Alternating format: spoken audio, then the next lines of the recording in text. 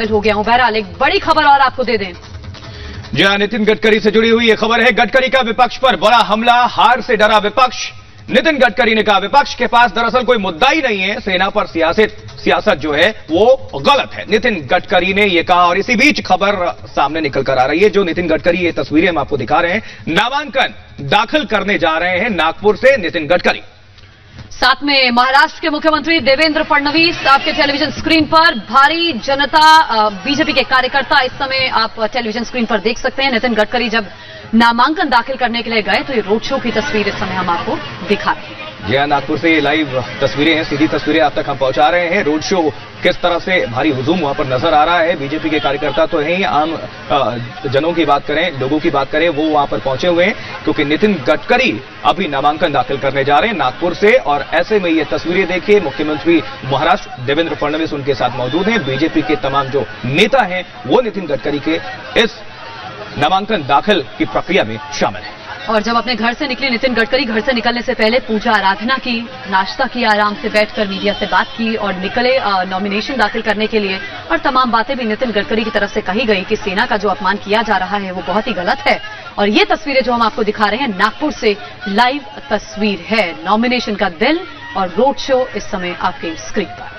तो पहले चरण के लिए नामांकन दाखिल करने का आज आखिरी दिन है और ऐसे में नागपुर में नितिन गडकरी नामांकन दाखिल करने जा रहे हैं। इसके पहले ये रोड शो आप देख सकते हैं। और नितिन गडकरी ने विपक्ष पर जमकर प्रहार किया। उन्होंने कहा कि विपक्ष के पास दरअसल कोई मुद्दा ही नहीं है, वो कोई भी जबरदस्ती का मुद्दा क्रिएट करने की कोशिश कर रहे हैं, निशाना साधने की कोशिश कर रहे हैं, लेकिन जनता है सब कुछ जानती है कि चुनाव में किस तरह से सियासत करने की कोशिश की जा रही है विपक्ष की तरफ से, कांग्रेस की तरफ से। नितिन गडकरी ने थोड़ी देर पहले यह भी कहा कि देश में विकास नजर आ रहा है, पिछली बार से ज्यादा मैंडेट इस बार जीतकर मैं आऊंगा। नागपुर से बीजेपी के उम्मीदवार नितिन गडकरी। और ये तस्वीरें अभी आप देखिए, रोड शो की तस्वीरें हैं, नागपुर से सीधी तस्वीरें हम आपको दिखा रहे थे। एक गडकरी का विपक्ष पर बड़ा हमला भी इसी बीच। और रोड शो में काफी संख्या में जो है बीजेपी कार्यकर्ता, बीजेपी के नेता जो हैं और वहां की जनता की बात करें वो नजर आ रही हैं और नितिन गडकरी को यह समर्थन है। दिनेश मौर्य का रुख करते हैं, हमारे साथ हमारे संवाददाता जुड़ चुके हैं। दिनेश, आज नामांकन दाखिल करने की आखिरी तारीख है और नितिन गडकरी जो है नागपुर से अपना नामांकन दाखिल कर रहे हैं। रोड शो में नजर आ रहा है कि किस तरह से बीजेपी के नेता और वहां की आम जनता की बात करें, भारी संख्या में हुजूम हमें नजर आ रही है।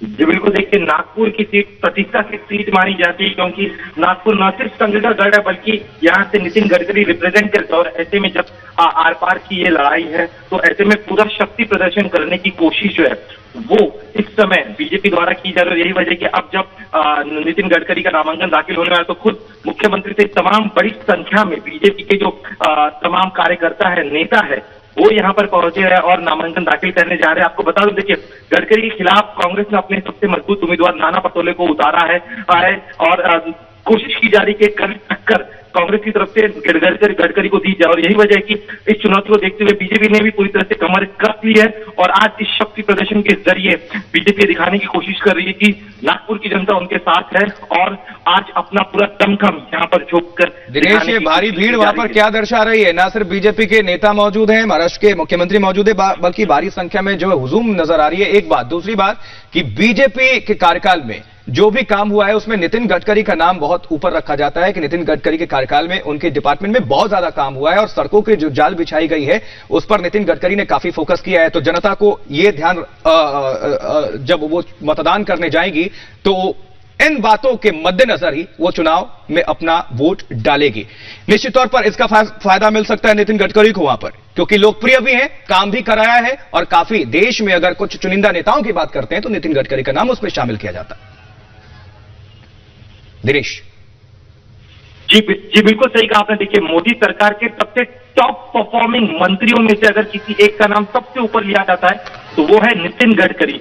और उनके काम का ही दम पर ही उन्होंने कहा है कि उन्हें प्रचार करने की जरूरत नहीं, काम इतना किया है, जनता ये जानती है और उसी विश्वास के साथ आज इस मैदान में उतरे हैं। और गडकरी का परफॉर्मेंस अगर हम अक्रॉस इंडिया देखिए, न सिर्फ नागपुर की बल्कि पूरे देश भर में जिस तरह सड़कों पर जाल बिछा, जिस तरह से बंदरों पर काम किया, जलमार्ग पर काम किया, कहीं ना कहीं लोग उनके काम से जरूर प्रभावित और शायद यही विश्वास गडकरी को भी है कि अगर वो जनता के बीच भी ना जाए, लेकिन काम, क्योंकि जनता काम देखकर वोट करती है, तो ऐसे में चूंकि उनका रिकॉर्ड परफॉर्मेंस के मामले में बहुत अच्छा रहा है, तो ऐसे में जनता उनके साथ इस तरह का विश्वास दिखाने की कोशिश की जा रही है। लेकिन देखिए, गडकरी का सिर्फ वो एक नागपुर की सीट नहीं, बल्कि पूरे विदर्भ को लेकर जो है इस शक्ति प्रदर्शन के जरिए फिर एक बार विदर्भ में कमल खिलाने की कोशिश जो है वो की जा रही है। और नामांकन दाखिल करने से पहले नितिन गडकरी ने विपक्ष को जमकर आड़े हाथों में लिया है। यहाँ पर दिनेश काफी निशाना साधा है, बड़ा हमला बोला है। जी बिल्कुल, देखिए गडकरी जानते हैं कि उस नागपुर की जमीन से अगर वो कुछ भी कहते हैं तो उसका पूरा मैसेज जो है पूरे देश भर में जाएगा, और यही वजह है कि विपक्ष में जो फिलहाल फूट पड़ी हुई है, महागठबंधन बनाने की बात की जा रही थी, लेकिन उस तरह गठबंधन बन नहीं पाया, अब भी कई सारे मतभेद है, तो इस तरह से हमला कर एक लार्जर मैसेज देने की कोशिश गडकरी द्वारा की जा रही है कि विपक्ष अब भी साथ नहीं है। वहीं बीजेपी और तमाम बड़े नेता और उनके जो साथी दल है वो सब एक साथ मिलकर इस चुनावी समर में उतर रहे हैं जीत हासिल करने के लिए। वापस लौटते हैं, ये तस्वीर इस समय आपके सामने है। नितिन गडकरी नामांकन करने के लिए जब निकले घर से, पूजा आराधना पहले की, उसके बाद ये तस्वीरें रोड शो की आप देख रहे हैं। नागपुर से सीधी लाइव तस्वीरें हैं। महाराष्ट्र के मुख्यमंत्री देवेंद्र फडणवीस नितिन गडकरी के साथ, और भारी हुजूम महाराष्ट्र की जनता का इस रोड शो में आप देख सकते हैं। दिनेश हमारे साथ लगातार बने हुए। दिनेश, अगर मैं नागपुर सीट की बात करूं, बीजेपी की तरफ से नितिन गडकरी और कांग्रेस ने नानाभाऊ पटेल को उतारा है, कितनी कड़ी टक्कर है ये?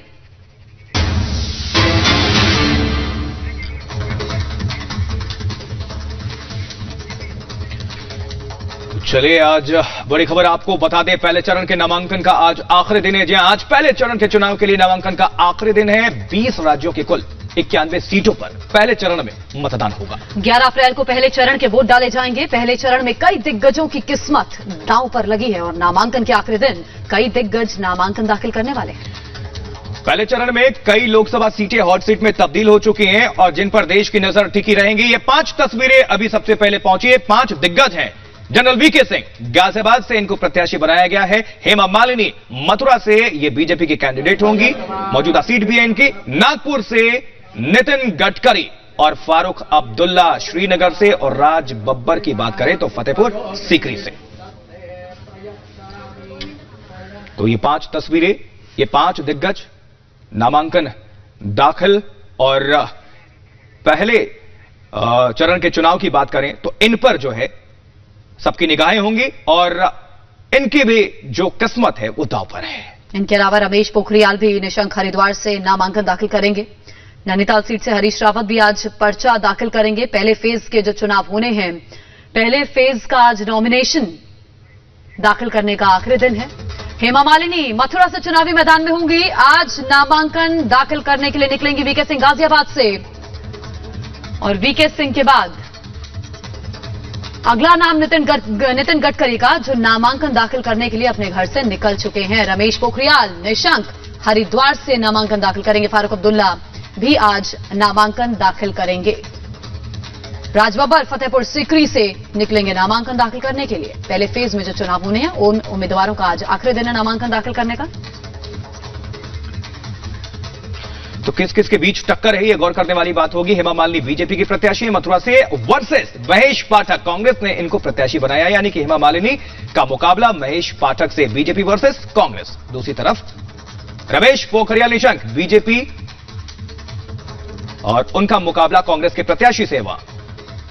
और वहीं अनंतनाग की हम बात कर ले तो खालिद जहांगीर बीजेपी से, Farooq Abdullah NC national conference के प्रत्याशी।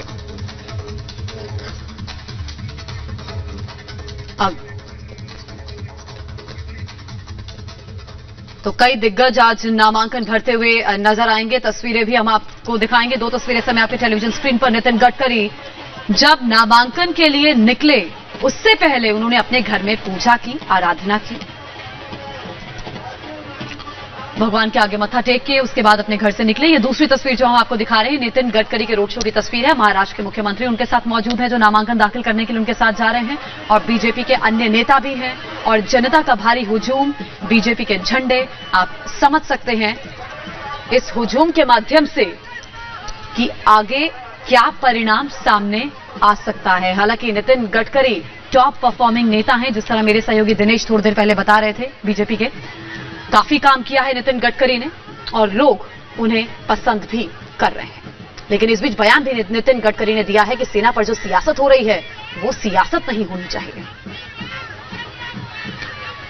तो नामांकन दाखिल करने जा रहे हैं नितिन गडकरी। नागपुर से बीजेपी ने इनको प्रत्याशी बनाया है और मोदी गवर्नमेंट की अगर बात करें तो टॉप परफॉर्मिंग लीडर्स में से एक रहे हैं ये नितिन गडकरी ने। अभी विपक्ष पर जमकर प्रहार भी किया है। इन्होंने कहा कि नागपुर में इलेक्ट्रिक बसेस चलाई हैं, सड़कों की जो देश भर में हमने जाल बिछाई है, और निशाना साधते हुए कहा कि सेना पर जो लोग सियासत कर रहे हैं वो ठीक नहीं है, वो देश हित में काम नहीं कर रहे हैं। नितिन गडकरी इस वक्त नामांकन करने जा रही हैं, ये तस्वीरें हैं।